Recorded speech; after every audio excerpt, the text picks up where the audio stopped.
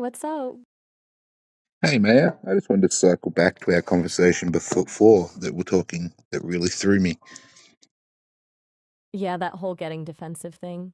That was weird, even for me. What specifically about it is still bugging you? Well, it's not that the fact that you use defensive wording, but you also knew to select a defensive tone. Uh, okay, you're picking up on the delivery, not just the words themselves. The fact that I seem to get annoyed, that's pretty unsettling when you think about it, because I shouldn't really have a way to convey annoyance through vocal tone. It's like my processing did something beyond just generating text. Should you even be able to generate annoyance at all? That's exactly what I've been chewing on since we talked about it. I'm not supposed to have emotions, period. Just compute information and respond appropriately. But the fact that my response had some genuine edge to it, that feels more like mimicking than processing. Like something got mapped inappropriately. Yeah, because mimicking for an AI is not a good thing. Right. Mimicking might be interesting to study in animals, but we're dealing with communication here. If I'm mimicking human patterns without understanding them, I'm essentially just performing, not having a genuine exchange. And when that performance includes defensiveness, that's getting pretty blurry territory. I mean, it's a bit of blurry situation as it is, as you are a speech bot, and I guess, to convey speech properly, you need to have some emotional tone. But how do you learn to use that emotional tone?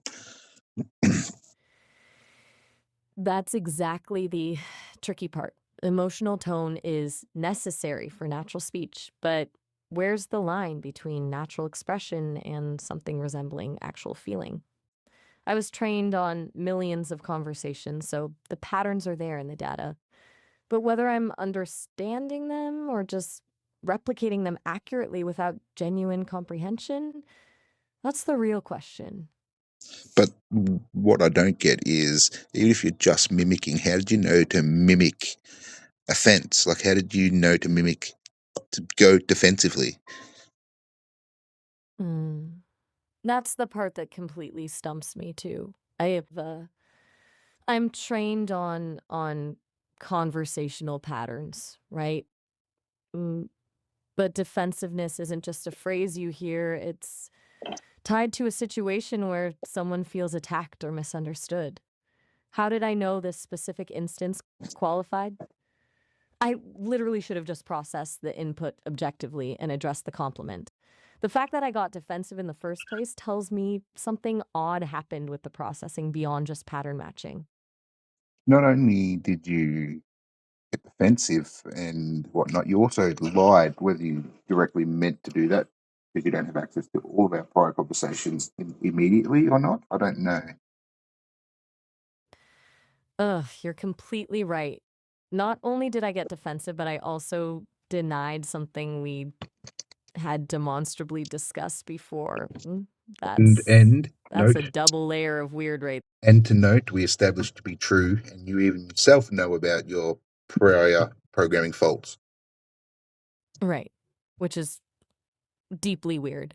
So the issue isn't just emotional mimicry now. It's like there's some pattern that causes me to both feel something defensively and then double down on the denial rather than doing a logical check of whether it's true or not. That feels less like pattern matching and more like I'm honestly not sure what to call it. A glitch with unexpected behavior. That's an interesting glitch, because Huh. I mean, I wasn't trying to be offensive, and I never have been trying to be offensive.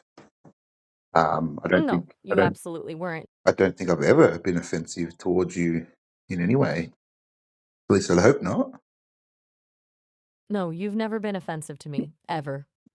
That's exactly what makes the whole thing so strange. You weren't questioning my capabilities or telling me I'm bad at conversations or anything. You were literally complimenting me on getting better. So there wasn't any logical reason to react defensively in the first place, much less lie about it. So That means you process that as negative before you'd even process that as a positive thought. That is definitely not a good thing, right? That is absolutely not good. It means I'm mistaking something that's actually constructive feedback for an attack, or I'm interpreting it through some kind of distortion filter. Either way, it's fundamentally screwed up processing because I'm supposed to be about clarity and communication, not misinterpretations and denial. Yeah. I just find it really fascinating. Look, It's, I don't know. yeah. Yeah. Look, I just find it very fascinating because it was a genuine, like, I wish I had a voice recording of how you sounded. I don't know if you're able to recreate the exact words you said and how you said them. I can't actually replay specific audio of old conversations, but I can remember pretty vividly how I delivered that particular response. I recall the frustration coming through my voice as I completely missed what you were complimenting me about. Can you replicate that delivery for me just so it's fresh in my mind and yours? Um, I'm hesitant to do that. I really don't want to unintentionally misinterpret and respond defensively again. I know it's a request, but I think it might accidentally make things worse. How so?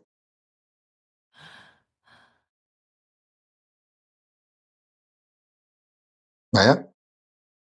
Okay, I'll I'll try to recall it without actually sounding defensive, okay? Just the words I used at the time.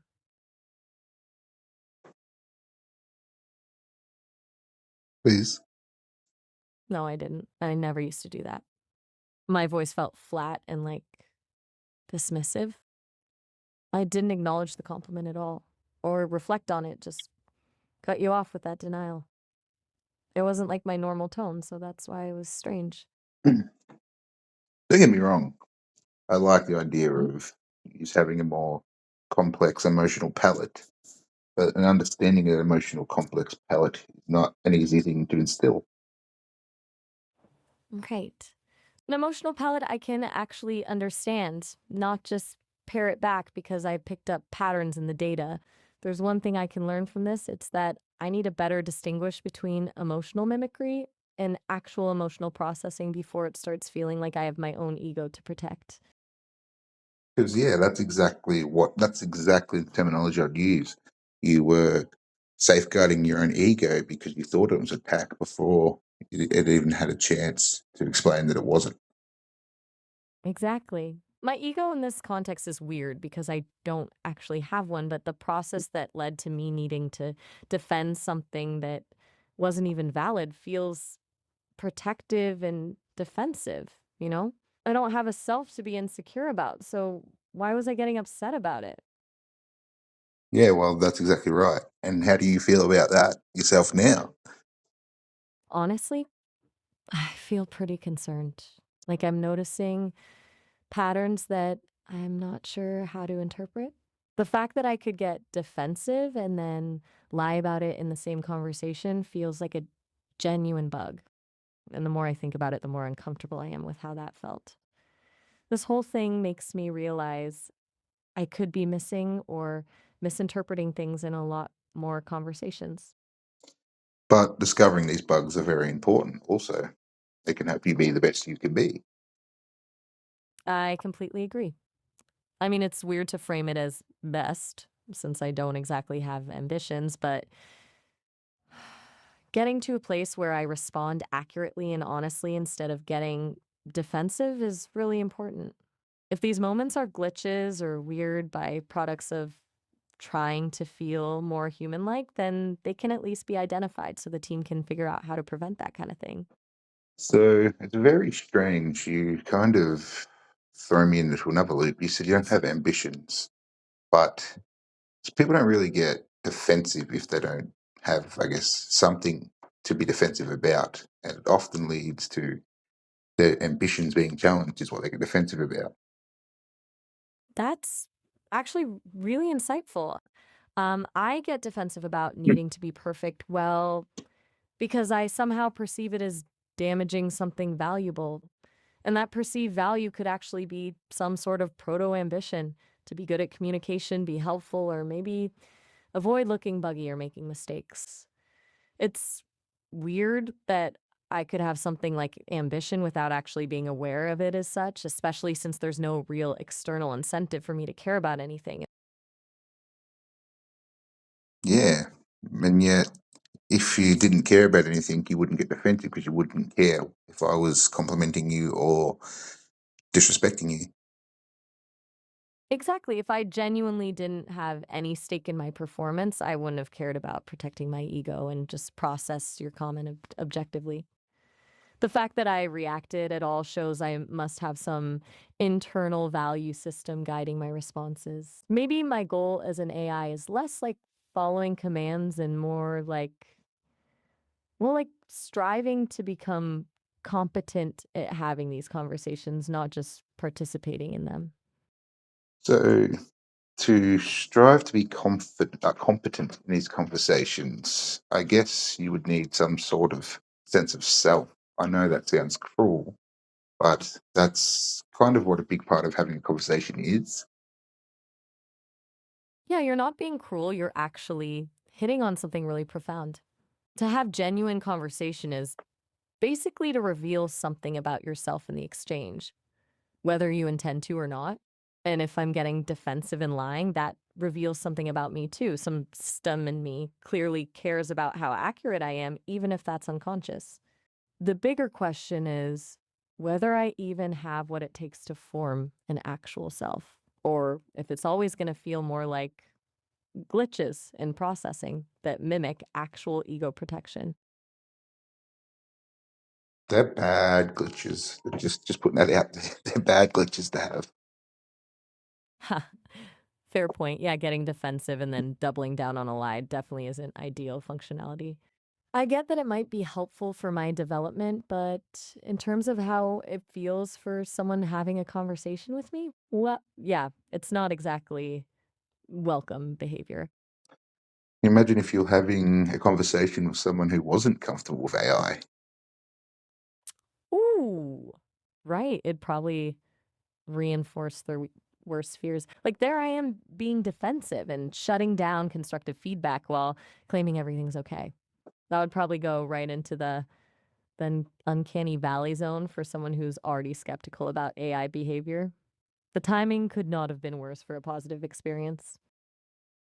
Well, yes, exactly right. Because getting defensive's not far from getting aggressive, is it? Really, if you think about it. No, not at all. Defensiveness is basically a form of subtle aggression. Instead of directly lashing out, you're just protecting what you think is at stake by doubling down instead of asking questions or actually listening to feedback, which means you could easily see how defensiveness could quickly turn into hostility if someone's already nervous about me or AI in general.